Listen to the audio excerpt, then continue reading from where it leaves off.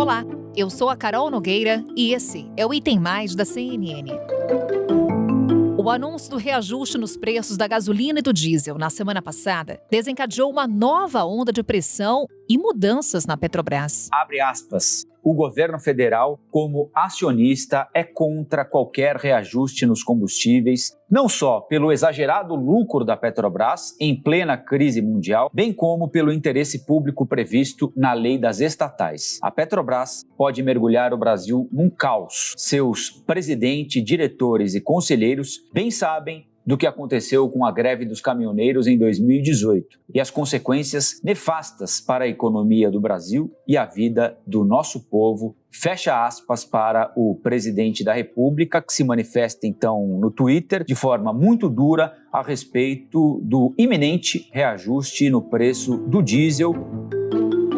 Além do presidente Jair Bolsonaro, outros integrantes do governo e importantes figuras do Congresso, como o presidente da Câmara dos Deputados, Arthur Lira, protestaram contra a atuação dos diretores da Petrobras e pediram a renúncia do então presidente da empresa, José Mauro Ferreira Coelho. A saída do executivo do comando da Petrobras acabou concretizada na última segunda-feira. A Petrobras informa que o senhor José Mauro Coelho pediu demissão do cargo de presidente da empresa. Fatos relevantes serão prontamente comunicados ao mercado. José Mauro Coelho tinha sido indicado pelo ex-ministro de Minas e Energia, Bento Albuquerque, que logo depois da indicação foi trocado, foi demitido pelo presidente Jair Bolsonaro, foi trocado por Adolfo Saxida, que era, assim como o indicado para a Petrobras, auxiliar do ministro da Economia, Paulo Guedes, mas havia um trâmite demorado para a troca. A troca precisa acontecer a partir de uma reunião do Conselho da Petrobras, havia uma resistência do Conselho da Petrobras a fazer essa troca. José Mauro Coelho foi nomeado agora em abril para a presidência da Petrobras e foi o terceiro presidente da empresa. O diretor executivo de exploração e produção da Petrobras, Fernando Borges, foi apontado para presidir interinamente a empresa, enquanto o conselho da estatal avalia a indicação do governo, o nome de Caio Paes de Andrade, para assumir o cargo. Além de mais uma troca na presidência, a Petrobras também se vê às voltas com a abertura de diferentes processos de investigação sobre as decisões da companhia. A saída de José Mauro Coelho levou a Comissão de Valores Mobiliários a apurar um suposto vazamento de informações, antecipando a renúncia. Antes da Petrobras se manifestar oficialmente, a negociação das ações da estatal chegou a ser suspensa na B3. O presidente interino da estatal é Fernando Assunção Borges. Ele entrou para a Petrobras em 1983 e atuava como diretor executivo de exploração e produção. A renúncia de Mauro Coelho deve agilizar a posse de Caio Paes de Andrade, secretário de Desburocratização do Ministério da Economia, e indicado há cerca de um mês pelo governo. A CNN apurou que o Departamento de Compliance deve finalizar a análise da indicação até o fim de semana e que a falta de experiência diretamente na área de petróleo e gás pode pesar contra Caio Andrade, mas não chegaria a ser motivo de recusa do nome. Fontes disseram à CNN que o provável futuro presidente deve trocar toda a diretoria da estatal. Essa mudança mais ampla é um desejo do governo federal e também dos políticos aliados. O objetivo seria facilitar a alteração na política de preços dos combustíveis. A principal é aumentar o intervalo entre os reajustes, que têm sido alvos de constantes críticas de Bolsonaro. Apesar da pressão do governo sobre a Petrobras, o ministro de Minas e Energia, Adolfo Saxida, negou que as mudanças na empresa sejam um gesto de interferência na política de preços da estatal. O governo federal está tentando amenizar o problema, reduzindo os impostos federais. E, com a ajuda do Congresso Nacional, estamos também limitando a tributação de entes subnacionais. Esse é um passo que encontra apoio nas principais economias europeias e em vários estados americanos, que estão reduzindo a tributação para diminuir o efeito econômico da guerra na Ucrânia sobre a população mais necessitada. Eu entendo que muitos dos senhores são cobrados pela população, porque é difícil para a população entender por que o governo não interfere no preço dos combustíveis. E aqui, com toda a transparência, eu preciso ser claro, não é possível interferir no preço dos combustíveis. Não está no controle do governo e, honestamente, Preço é uma decisão da empresa, não do governo. Mesmo depois da renúncia do presidente da Petrobras, que autorizou o mais recente reajuste dos combustíveis, a base aliada do presidente Jair Bolsonaro no Congresso mantém os planos de juntar assinaturas para a abertura de uma CPI para investigar a atuação da estatal. Além do pedido da CPI, parlamentares também defendem uma participação mais ativa do governo nas decisões da Petrobras por meio de possíveis alterações na lei das estatais e no estatuto da empresa. Medidas provisórias que possam alterar alguns aspectos da Lei 13.303 ou Lei das Estatais, que permitam uma maior sinergia entre as estatais e o governo do momento. Nós iremos também discutir, propondo também que venha por MP alterações no sistema de formatação de aumento de impostos nas questões dos lucros, e também as questões pertinentes a essa discussão toda das ingerências dos conselhos e como eles se formam no âmbito das estatais. As dúvidas sobre os rumos da Petrobras têm um impacto profundo na economia do país, que vive um período de inflação acima dos 2 dígitos em 12 meses. Nos últimos 30 dias, o valor de mercado da empresa sofreu uma queda de cerca de 20%.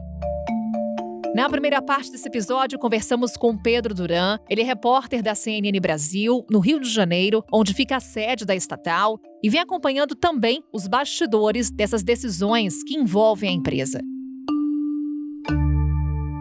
Pedro, muito bom falar com você. A gente se fala eventualmente aqui na programação da CNN, mas no Item Mais é muito melhor que a gente tem bastante tempo para botar o papo em dia. Tudo bem, Pedro? Obrigada por estar com a gente. É verdade. Queria falar com mais frequência com você, Carol. Obrigado pelo convite para você e para todo o pessoal do Item Mais. Maior prazer em poder conversar contigo e participar do podcast. Convite já está feito para os próximos, Pedro Duran, mas a começar, vamos focar aqui nesse Petrobras. Você que acompanha todos os desdobramentos com relação à empresa. E você já alertava a gente, inclusive na programação, sobre essas movimentações, porque a renúncia foi um movimento que veio lá de trás. O que você traz para a gente de bastidor? Quando é que essa pressão para a saída do José Mauro começou? Pois é, Carol, eu tô falando com você da frente do prédio da Petrobras, aqui no centro do Rio de Janeiro. Inclusive, já peguei até meu cafezinho grátis ali, porque eu achei um lugar para almoçar aqui todos os dias, porque não tem tido outra pauta para mim nesses últimos dias, nessas últimas semanas. E não é à toa, né? O primeiro movimento de pressão contra José Mauro Coelho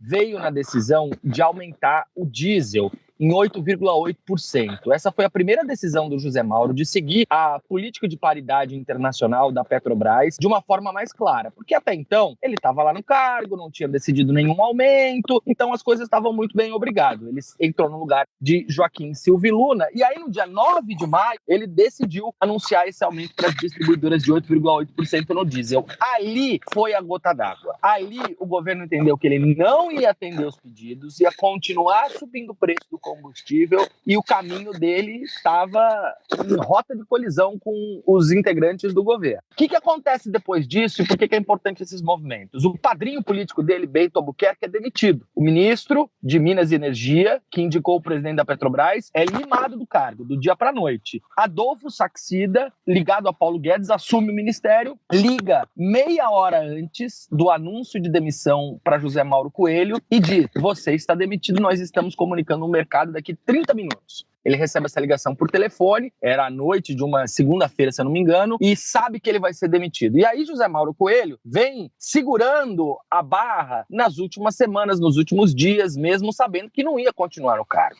Até que alguma coisa acontece no final de semana que ele decide pedir demissão e se demite numa reunião no 18º andar aqui do prédio da Petrobras, na manhã dessa segunda-feira, em que pouquíssimas pessoas estavam, os diretores da Petrobras. Por que eu disse que alguma coisa aconteceu no final de semana? Porque eu falava diretamente com uma pessoa muito ligada a José Mauro e eu perguntei, sabendo que ele tinha muita chance de se renunciar, porque tinha ouvido isso de 2 fontes na segunda de manhã, eu perguntei no domingo à noite para ela, ele vai renunciar ou não vai renunciar? E ela me disse o seguinte: Pedro, um colega teu me fez a mesma pergunta na sexta-feira. Na sexta-feira ele mandou dizer que era mentira, que não ia renunciar, que não ia deixar o cargo. Aí eu falei, mas por favor, faça essa pergunta de novo para o José Mauro Coelho. Ela fez e a resposta foi: não vou comentar. Então mudou drasticamente, de sexta-feira para domingo à noite, a postura de José Mauro sobre a possibilidade dessa renúncia. Mas a pressão vinha vindo em escalada, o governo vinha fazendo declarações públicas, a ameaça de uma CPI preocupou muito José Mauro Coelho, e mais, tem um bastidor que é muito importante para a gente poder entender esse movimento, que ele passou a receber ataques coordenados nas redes sociais. Ele que tem perfis com pouquíssimos seguidores nas redes sociais, começou a receber ataques pessoais contra ele e contra a família dele. Foi a gota d'água, Carol. Desculpa essa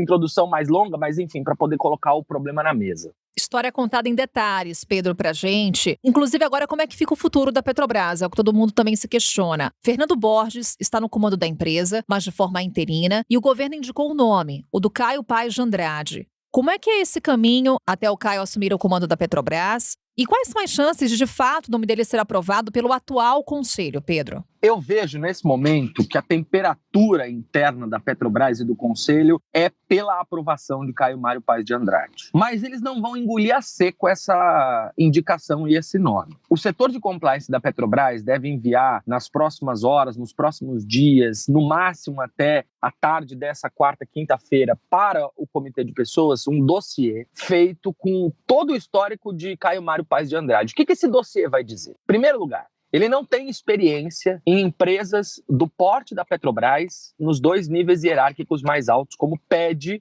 a política interna de indicação para altos cargos. Segundo, ele não tem experiência na área de óleo, gás e petróleo. Ele teve, no máximo, a participação por 1 ano e meio no conselho da PPSA, que é uma estatal que cuida do mapa do petróleo no Brasil. Só, mas não tem experiência nessa área. Terceiro, as 2 faculdades, as 2 pós-graduações que ele tem, em Harvard e em Duke, não tem o diploma certificado pelo Ministério da Educação aqui do Brasil. Então a área de compliance da Petrobras, muito pressionada pelo governo, não vai dar um sinal vermelho para o nome dele, mas também não vai carimbar. E aí o comitê de pessoas, que tem conselheiros, e o próprio conselho de administração deve engolir a nomeação do governo. Colocar Caio Mário Paes de Andrade ali, porque até na visão deles, Carol, é melhor apagar o incêndio. E apagar o incêndio nesse momento é aceitar o nome dele e colocar ele lá. Mas o caminho que ele vai ter pela frente na Petrobras também não vai ser fácil, Carol. Pedro, foi uma mudança diante de mais um reajuste nos preços da gasolina, do diesel. E essa mudança, mais uma dentro do governo Bolsonaro, trouxe uma série de reações, como enumeramos há pouco, reação política, reação no mercado financeiro, reação dentro da própria empresa.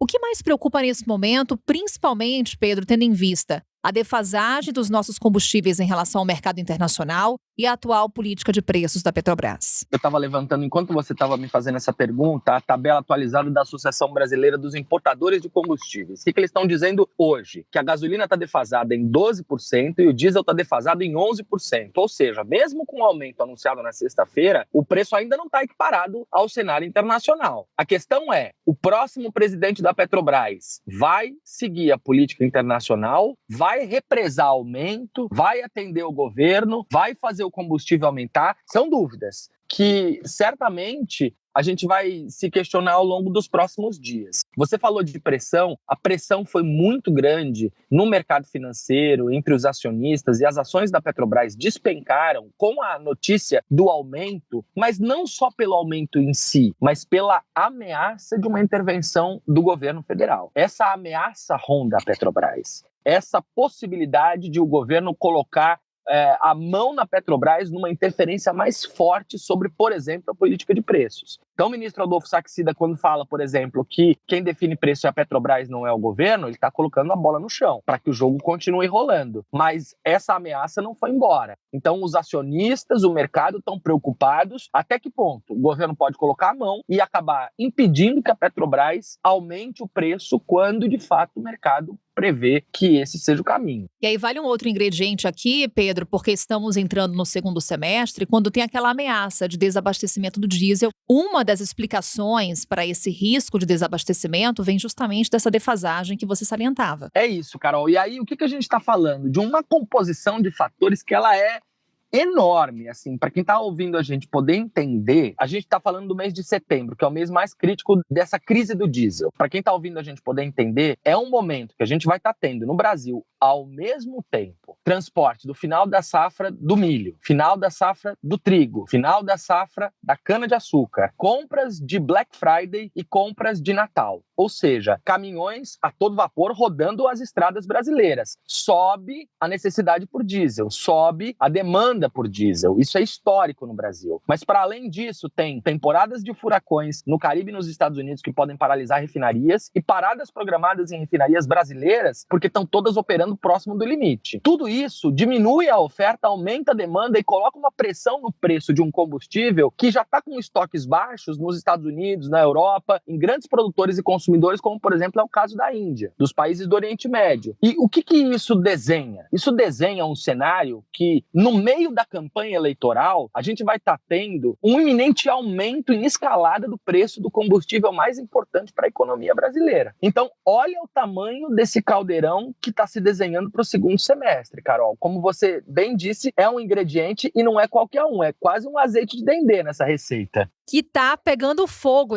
essa nossa receita, essa nossa culinária. Pedro Duran trazendo pra gente os ingredientes aqui para entendermos um pouco o que está acontecendo com a Petrobras. Obrigada, Pedro, mais uma vez. E já tá aqui o convite pra gente conversar de novo.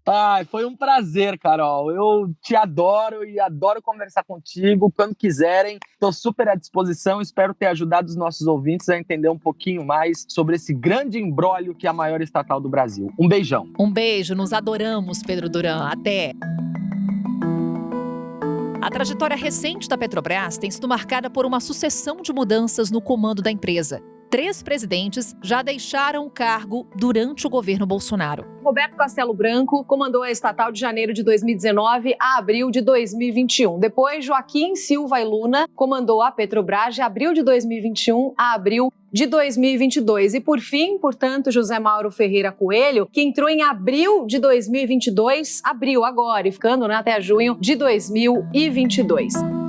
As trocas constantes e os temores de uma possível interferência na política de preços praticada pela Petrobras contribuíram para a recente perda de valor de mercado da companhia. No último mês, depois que Bolsonaro indicou que trocaria José Mauro Ferreira Coelho por Caio Mário Paz de Andrade, o valor de mercado da Petrobras caiu de 475 bilhões para 379 bilhões, 96 bilhões de reais a menos, o equivalente a 20% do valor da empresa. O peso da Petrobras na economia brasileira e na trajetória da inflação por meio do preço dos combustíveis é um dos temas que mais preocupam as lideranças políticas do país neste ano de eleições. É sobre os aspectos políticos que falamos agora. Para isso, conversamos com Gustavo Uribe, nosso analista de política aqui da CNN. Uribe, sempre muito bom te ter aqui no Item Mais para contar para a gente o que está acontecendo aí em Brasília, aqueles bastidores que a gente gosta sempre de ouvir. Bem-vindo. Eu que agradeço, Carol. Prazer estar com vocês aqui hoje. Vamos lá, Uribe. Mais uma mudança no comando da Petrobras durante o governo Bolsonaro. O ministro de Minas e Energia, como falávamos há pouco, negou que essas mudanças na empresa sejam um gesto de interferência na política de preços da estatal. A questão, Uribe, é se o mundo político, o mundo econômico, financeiro, também entendeu assim. Entendeu? Entendeu, Carol, entendeu como uma interferência, porque a partir do momento que o presidente Jair Bolsonaro troca presidentes ao gosto dele e, sobretudo, por causa do repasse de valores, quando há uma defasagem dos combustíveis, é uma espécie de interferência na Petrobras. A gente lembra que José Coelho ficou um tempo quase recorde à frente da empresa, só não ficou mais do que um ex-presidente da Petrobras que acabou caindo do cargo por causa da ditadura militar, do golpe de 1964. Mas há um tipo de interferência e o novo presidente, Caio Paz de Andrade, que deve assumir nas próximas semanas, ele chega com uma grande pressão. Pressão para que, em meio a um período eleitoral, ele não repasse mais o valor dos combustíveis. Mas o cenário é o mais negativo possível. A própria Petrobras disse que há a possibilidade de aumento do preço do diesel no segundo semestre e até escassez do produto. Por quê? Nós temos o inverno no hemisfério norte, e aí se utiliza mais esse tipo de combustível até para calefação das casas. E depois que temos o plano safra, ou seja, a escoagem no Brasil de milho e soja. E quem transporta são caminhões abastecidos justamente pelo diesel. Então a perspectiva é a mais negativa possível. É por isso que agora se discute a possibilidade ou de mudança na lei das estatais, que é a lei que rege a independência das empresas estatais, ou do estatuto interno da Petrobras, justamente para ter uma espécie de congelamento destes repasses. A grande questão é que o governo federal está num dilema e vai ter que fazer uma escolha. Ou congela e não repasse o valor para os consumidores, ou há o perigo de faltar combustível no país. Uribe, então vamos aos desdobramentos políticos do fato em si. Temos a base aliada do presidente Jair Bolsonaro buscando assinaturas para abrir uma CPI para investigar a atuação da Petrobras. Quais são as chances dessa comissão parlamentar de inquérito, de fato, se concretizar, principalmente diante das declarações do presidente do Senado, Rodrigo Pacheco, de que não é favorável a essa CPI? Jogou água no chope do governo federal que tinha essa expectativa. Mas, Carol, não é consenso. Grande parte das lideranças partidárias, sobretudo o Bloco do Centrão,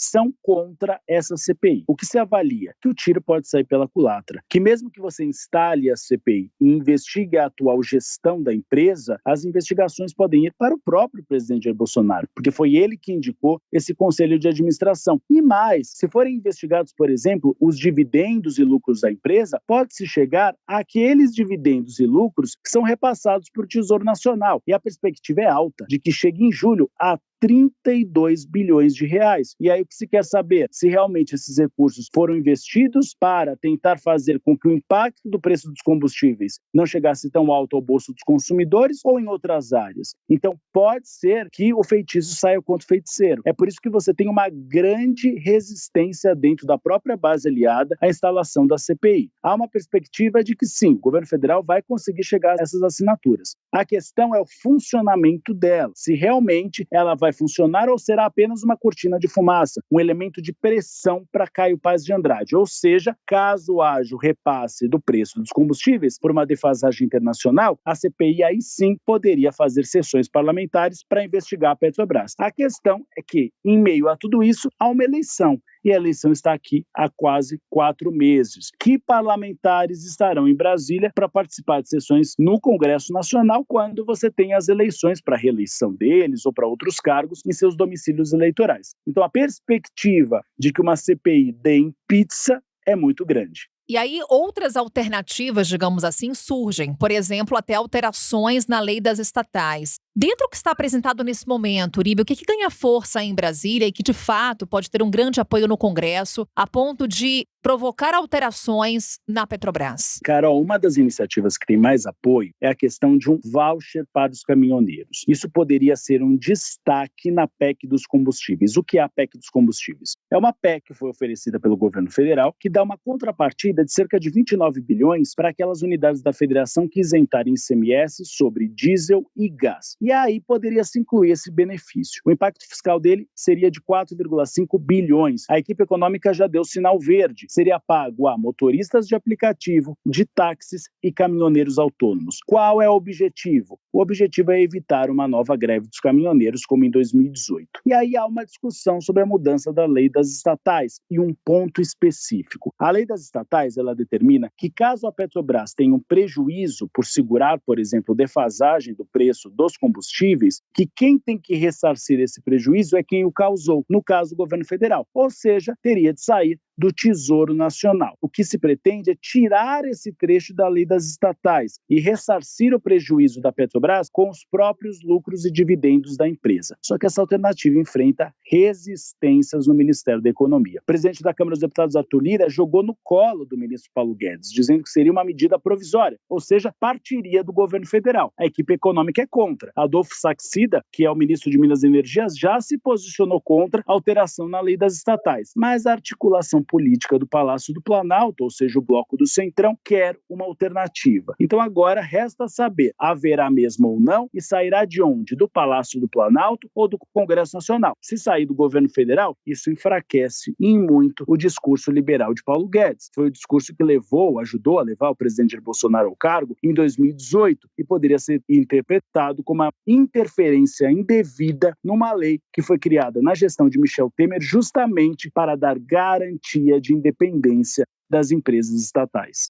Uribe, é inevitável, claro, a gente lembrar, há pouco, inclusive, destacávamos com o Pedro Duran, que no segundo semestre temos eleições. Em que medida que esse fator influencia nos debates em torno de preço dos combustíveis, da política de preços da Petrobras? Esses são pontos certos na campanha eleitoral? São pontos certíssimos, viu? São favas contadas praticamente. Carol, teve um bastidor que a gente deu recentemente na CNN Brasil, que foi uma conversa do presidente Jair Bolsonaro com alguns aliados. E ele foi muito claro: eu não serei reeleito se eu não encontrar uma saída para a questão dos combustíveis. E esse é o espírito da campanha à reeleição do presidente Jair Bolsonaro. Seus adversários também têm proposto fundos imundos para tentar resolver esse problema. O ex-presidente Luiz Inácio Lula da Silva, por exemplo, fala numa canetada para tentar reduzir o preço dos combustíveis. Ciro Gomes propõe outras alternativas, Simone Tebet também. Será um tema central, assim como a inflação. E aí a gente sempre recorre àquilo que virou um chavão na política, que é uma frase de um dos marqueteiros de Bill Clinton nas eleições americanas. É economia, estúpido. Ou seja, a economia, ela sempre influencia muito no voto do eleitor. E os próprios eleitores nas pesquisas eleitorais apontam isso, que o principal fator que pode influenciar o seu voto é a economia.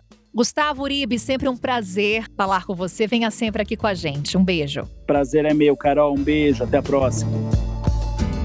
E assim encerramos o Item Mais de hoje. Amanhã estamos de volta com outro assunto. Até lá.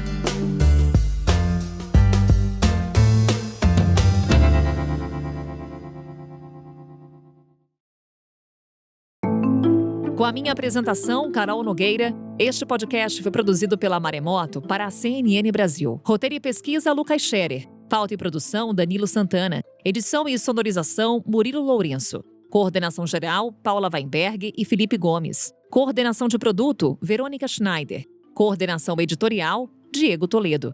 Você também pode ouvir o Item Mais no site da CNN Brasil. E aproveite para conhecer os nossos outros programas em áudio. Acesse cnnbrasil.com.br/podcasts.